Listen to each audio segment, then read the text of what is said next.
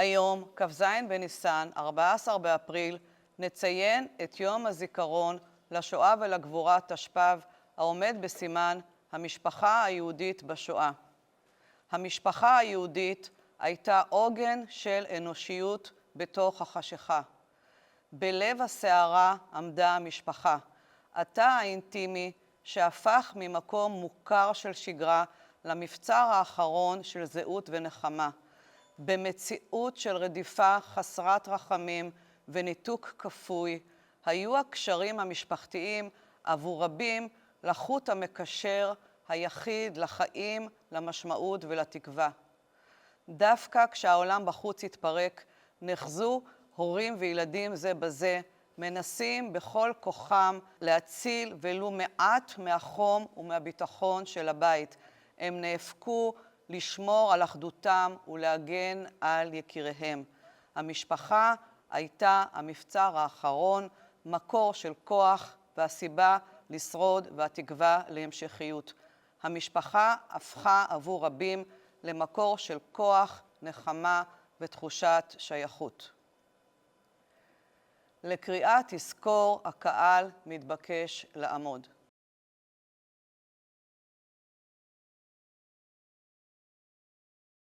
נזכור אבא קובנר. נזכור את אחינו ואחיותינו, את בתי העיר ואת בתי הכפר, את רחובות העיירה שסענו כנערות, ואת הפונדק הבודד עלי אורח, את הישיש בקלסתר פניו, את האם ביסוד הרע, את הנערה בצמותיה, את הטף, את אלפי קהילות ישראל על משפחות האדם, את כל הדת היהודים אשר הוכרעה לטבח על אדמת אירופה מידי הכורת הנאצי, את האיש שזעק פתאום ובזעקתו מת, את האישה שחבקה תינוקה אל ליבה וזרועותיה צנחו, את התינוק שאצבעותיו מגששות אל פטמת האם והיא כחולה וצוננת, את הרגליים שביקשו מפלט ולא היה מנוס עוד, ועת שקפצו ידיהם לאגרוף, האגרוף שחפן את הברזל, הברזל שהיה לנשק החזון, הייאוש והמרד, והם ברי הלבב, והם פקוחי העיניים, והם שהשליחו נפשם מנגד, וידם קצרה מלהושיע. נזכור את היום בצהריו, את השמש שעלתה על מוקד הדמים, את השמיים שעמדו גבוהים ומחרישים. נזכור את טילי האפר אשר מתחת לגנים הפורחים. נזכור אחי את מיטב, כי הנה הם מנגד לנו. הנה ניבטות עיניהם סביב סביב. ואל דומי לנו, עדי יהיו חיינו ראויים לזכרם. הקהל מתבקש לשבת. אני מזמינה את ענבל יוסף, מנהלת חטיבת הנעורים, לשאת דברים. לפני 87 שנה התרחש חיזיון הבלהות הגדול מכולם. בעיצומה של מלחמת העולם השנייה, גרמניה הנאצית, אחוזת הטירוף, יחד עם עושי דבריה, עסקו בחיסולם של כל היהודים הנמצאים תחת שליטתה בשל סיבה אחת ויחידה, בשל היותם יהודים. דינו של עם שלם, זקן וטף, גבר ואישה, נגזר להישמד אך ורק בשל זהותו. ביום הזיכרון לשואה ולגבורה, אנו זוכרים לא רק את 6 המיליונים, אלא גם את עולמם של המשפחות שנגדעו. מתוך מציאות של רדיפה ואימה, התפרקה המשפחה היהודית. גברים נעצרו או נעלמו, ואנשים נשאו לבדן את נטל הפרנסה וההישרדות. ילדים, שבימים רגילים אמורים לשחק וללמוד, הפכו למבריחי מזון, שותפים למאבק ההישרדות היומיומי. ובכל זאת, גם כשהשולחן היה כמעט ריק, ניסו בני המשפחה לשמור על שגרה, על ביחד ועל אנושיות. רק לפני זמן קצר עמדנו יחד, תלמידי שכבת י"ב, הצוות ואני, על אדמת פולין, עמדנו בין שרידי גטו ורשה, פסענו בשתיקה בתוך צריפי מיידנק, וניצבנו דוממים אל מול משרפות אושוויץ בירקנאו. אך בתוך התופת והאפר, מה שחיזק אותי יותר מכל, הייתה הציפייה בכם, תלמידים יקרים. ראיתי אתכם תומכים זה בזה ברגעים של קושי, מקשיבים בבגרות יוצאת דופן, לסיפורים הבלתי נתפסים, מניפים את הדגל כחול לבן בגאווה שאין לה סוף. והיום, כאן בישראל, אנו מבינים עד כמה המשפחה היא העוגן. בתקופה של אתגרים, של מלחמה, כשהמשפחות נפרדות, מחכות, נאחזות בתקווה, ומגלות שוב ושוב את הכוח של היחד. המסע הזה לא היה רק שיעור היסטוריה, הוא היה הוכחה חיה לניצחון הרוח. חזרנו משם עם זיכרון צרוב בלב, אבל עם הבטחה ששכבה מופלאה, כמו שאתם חלק מדור העתיד, כך היא העדות של עם ישראל. נושם ובונה כאן עתיד של ערכים ומשמעות. היום אנו זוכרים את המשפחות שעבדו, ומתחייבים לשמור על המשפחה שלנו, לחזק אותה, להוקיר אותה ולהיות דור ההמשך. יהי זכרם של הנספים ברוך.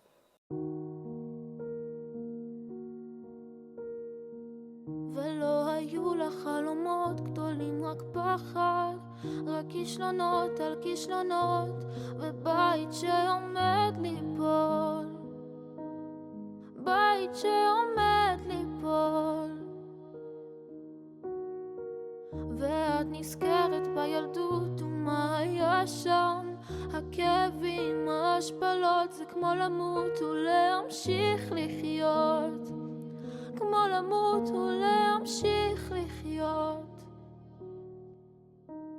היי, יש ילד שצריך אותך בבית, לחלום ולעצום את העיניים, ואמא ששומרת רק עליו.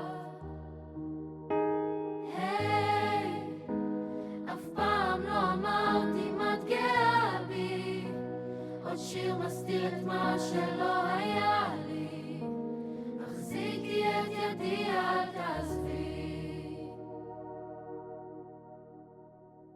ולסייד את המגרש, למצוא אופניים, לנסוע עד הכביש בגשם, לראות אם כבר חזרת אליי, מתי כבר תחזרי אליי. מה את שומרת שם בתוך הבטן, רק זיכרונות על זיכרונות, ובית שעומד לקרוס, בית שעומד לקרוס. היי, יש ילד שצריך אותך בבית, לחלום ולעצום את העיניים, ואמא ששומרת רק עליו.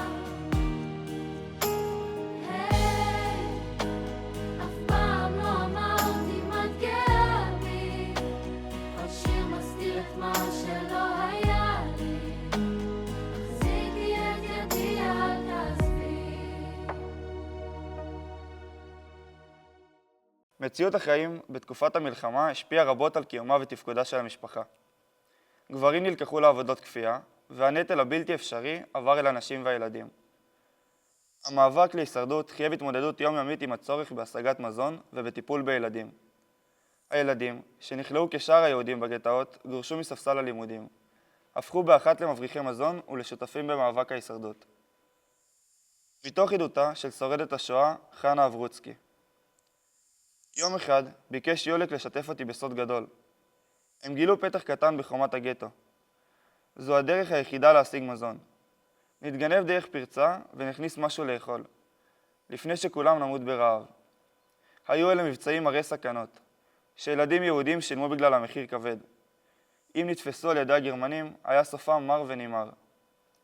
כשהרחיבו את מסגרת הפעילות, הציעו לי להצטרף אליהם.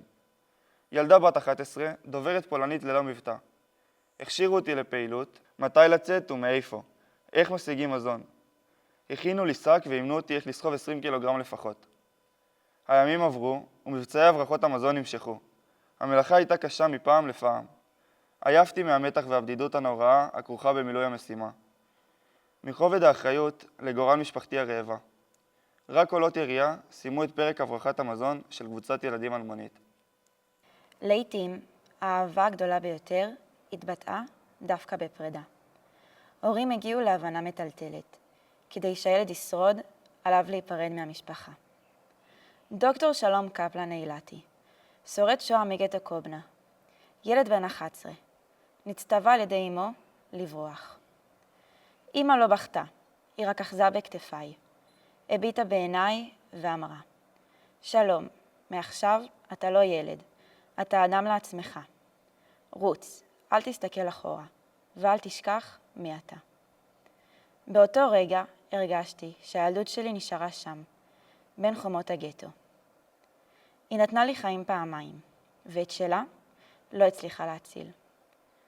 כמו אמי, היו עוד הורים שהעזו להמר, להינתק מילדיהם, לשלוח אותם אל נתיב מסוכן ולא נודע, מתוך תקווה שישארו בחיים.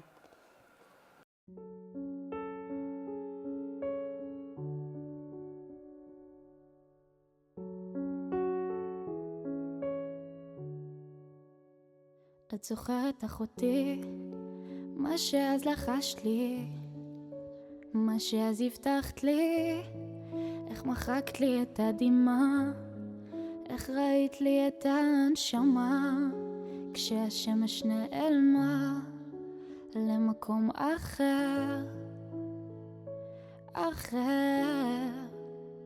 את זוכרת אחותי, מה שאז עבד בי, מה שהוא נולד בי, המשקולת לרגליי, הצמרמורת בידיי, והחופש בעיניי, שתמיד חוזר, בוער, דוהר אותי.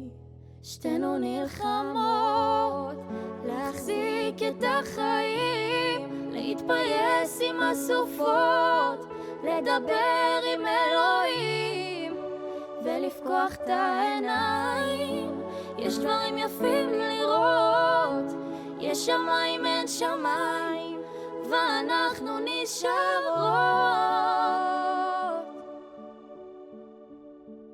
את יודעת אחותי, זה כבר לא כואב לי, זה כבר לא טורף בי, חוט המשי מסתלסל ונקשר בחוט ברזל, רק האור בחוץ נופל ותמיד מוחל, צוהל, גואל אותי. שתינו נלחמות להחזיק את החיים, להתפייס עם הסופות, לדבר עם אלוהים ולפקוח את העיניים. יש דברים יפים לראות, יש שמיים אין שמיים, ואנחנו נשארות.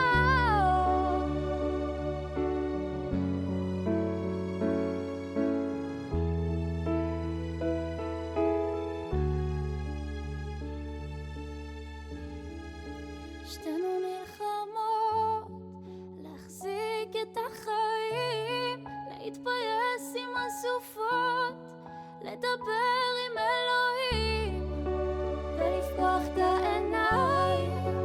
יש דברים יפים לראות, יש שמיים אין שמיים, ואנחנו נשארות. באותם ימים אפלים, הילדים נאלצו להתבגר כדי להתמודד עם מציאות חיים של רעב, מחלות, אכזריות, אובדן ופחד. ילדים שנגדעה ילדותם והעולם המוכר נעלם. מגדי אונגר, שורדת שואה מהונגריה, מתארת את רגעי הפרידה ממשפחתה ותום תקופת הילדות שלה. הגענו לאושוויץ והדלתות נפתחו בצעקות, לרדת, לרדת, מהר, מהר. ירדנו מהרכבת בחופזה, ואמא ביקשה ממני, מגדי, אני כל כך דואגת לסבא, לכי לחפש אותו. תראי איך עברה עליו הנסיעה הקשה. הסתובבתי, אפילו לא הסתכלתי על אמי ועל אחותי, ורצתי עד קצה הרכבת. כי ידעתי שסבא היה באחד הקרונות האחוריים.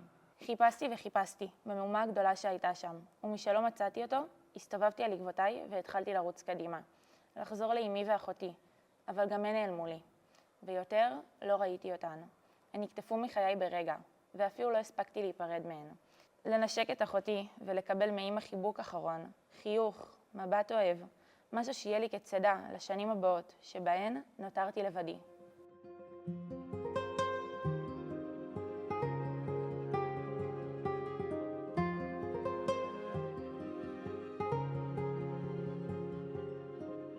בשדה מאחורי ביתי כבר התפזר עשן, צמח מטפס על הגשרים שנשרפו מזמן, שמש שוב עולה, רק את הלילה איבדתי בשדה מאחורי ביתי.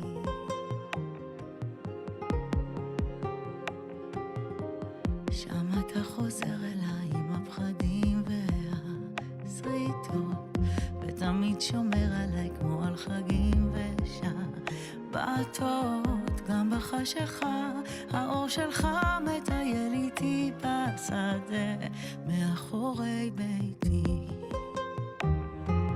האדמה רטובה מהגשם, אין שירי מלחמה, רק מנגינות בלבן. אתה כאן מחבק אותי סתם על הדשא שצומח לאיתו איתי בשדה מאחורי ביתי.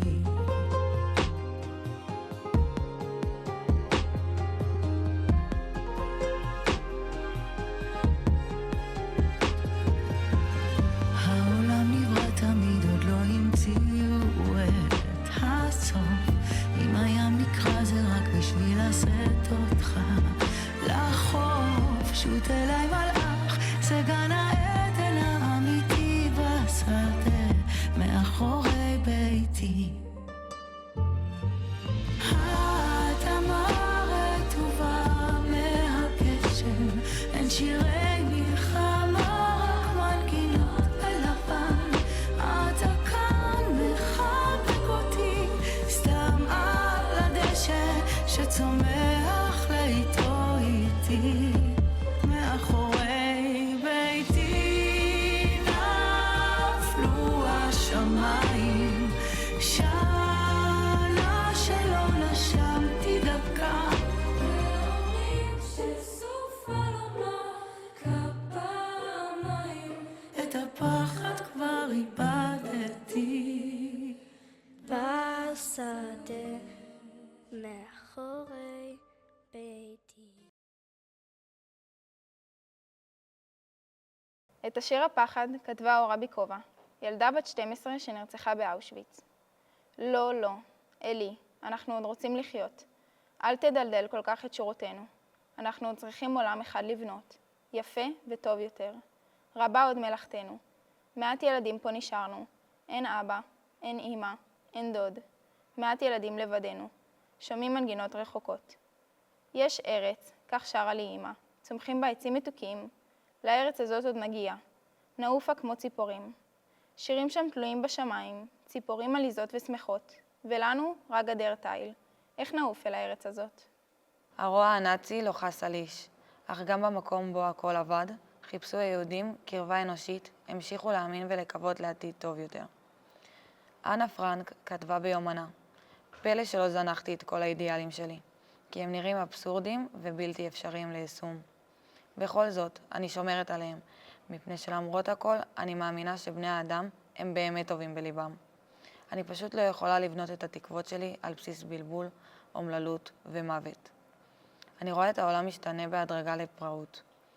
אני שומעת את הרעם הקרב, אני יכולה להרגיש את הסבל של המיליונים, ועדיין, אם אני מסתכלת למעלה לרקיע, אני חושבת שביום מן הימים זה יסתיים על הצד הטוב, שהאכזריות הזאת תבוא אל סופה, ושלום ושקט ישובו.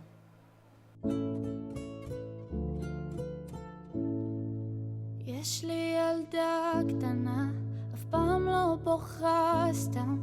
יש לה סיבות משלה, שומרת לעצמה. כל מה שהיא שומעת ומה שהיא יודעת, בעיניה היא רואה הכל והכל היא מבינה. ואם תראו כזאתי, ילדה שלי קטנה, לא רוצה לישון עכשיו, אז שנינו במיטה.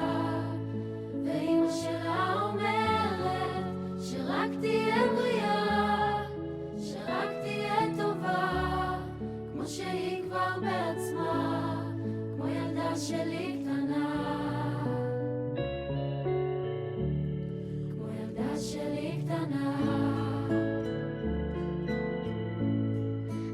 שלי לוחשת, מדברת בלי מילים, בלילות הלבנים איתה קול קטן מלטף, וכשהיא מחייכת אליי זה תמיד מכל הלב, ואני שוב מתאהב בה, בכל יום זה מתגבר.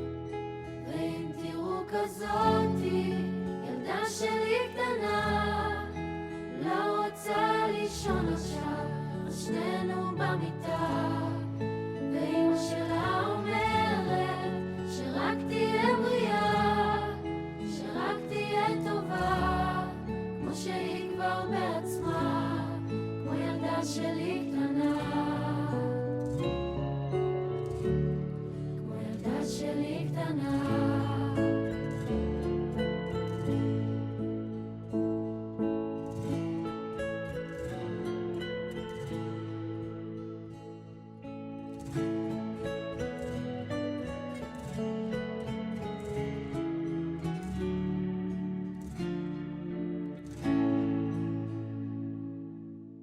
תמיד ידעתי שאצא למסע לפולין.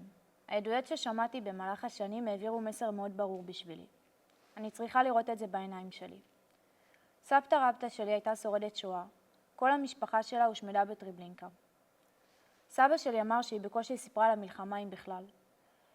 כבר ביום השני הגענו אל טריבלינקה, ושם כבר הבנתי שכל מה שחשבתי ושמעתי עד עכשיו זה אפילו לא חצי ממה שקרה. אפילו לא חצי מהסיפורים ומהדברים שקרו במלחמה, ואפילו לא קרוב למה שחשבתי שקרה בשואה. כאב לי לחשוב מה עבר על המשפחה שלי במקום הנוראי הזה. כשהייתי בטריבלינקה, תיעדתי לסבא שלי שלא היה שם. המסע לפולין בעיניי הוא לא סתם מסע.